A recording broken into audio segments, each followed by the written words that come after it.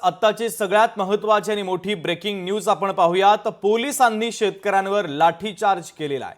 धाराशिवच्या तांदुळवाडी शिवारातील ही सगळी धक्कादायक घटना आहे। पवनचक्की अधिकारी आणि शेतकऱ्याच्या वादामुळे पोलिसांकडून हा लाठीचार्ज करण्यात आला। आंदोलक ज्वलनशील पदार्थ घेऊन आले असल्याचा पोलिसांनी दावा केला। गर्दीला पांगवण्यासाठी लाठीचार्ज करावा लागला अशी माहिती पोलिसांनी दिलेली आहे। मात्र संबंधित घटनेचा हा व्हिडिओ समोर आलेला आहे। तो व्हिडिओ तुम्ही पाहताय। पोलिसांनी शेतकऱ्यांवर लाठीचार्ज केलेला आहे। धाराशिवच्या तांदुळवाडी परिसरातील ही सगळी घटना आहे। खासदार ओमराजे निंबाळकर आपल्याशी थेट जोडले जात आहेत। त्यांची प्रतिक्रिया या घटनेच्या संदर्भातली घेऊयात। ओमराजे, स्वागत आहे। अतिशय धक्कादायक असा हा प्रकार, पोलिसांनी शेतकऱ्यांवर लाठीचार्ज केलाय। अगदी बरोबर आहे आपण म्हणताय ते। पोलीस विनाकारण बळाचा वापर त्या खासगी कंपनीसाठी करायचं काय कारण आहे?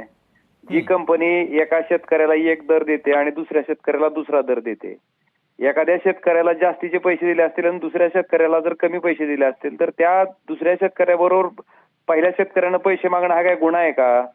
आणि तसं पोलिसांना वाटत असेल जमीन शेतकऱ्याची, त्याच्या शेतातनं जर तुम्हाला काही न्यायचं असेल तर त्याचा मोबदला त्या शेतकऱ्याला योग्य पद्धतीने मिळाला पाहिजे ना। आणि तो मागणं काय गुन्हा आहे का?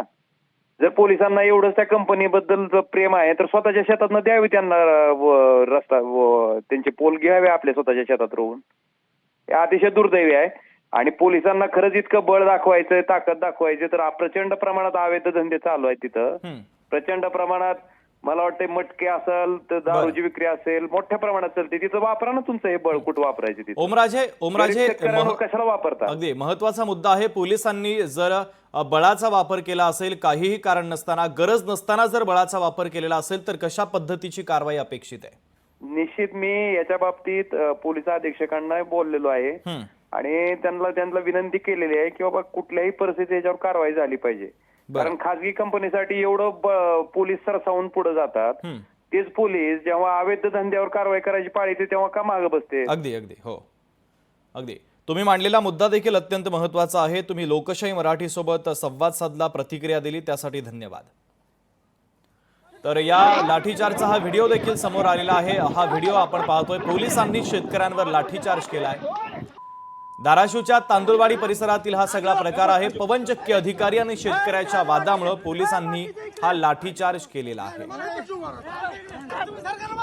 कुठल्याही प्रकारे कुठल्याही शेतकऱ्यावर दबाव टाकणं, कुठल्याही शेतकऱ्याची अडवणूक करणं किंवा कुठल्याही शेतकऱ्यांना टार्गेट करणं हा उद्देश नव्हता।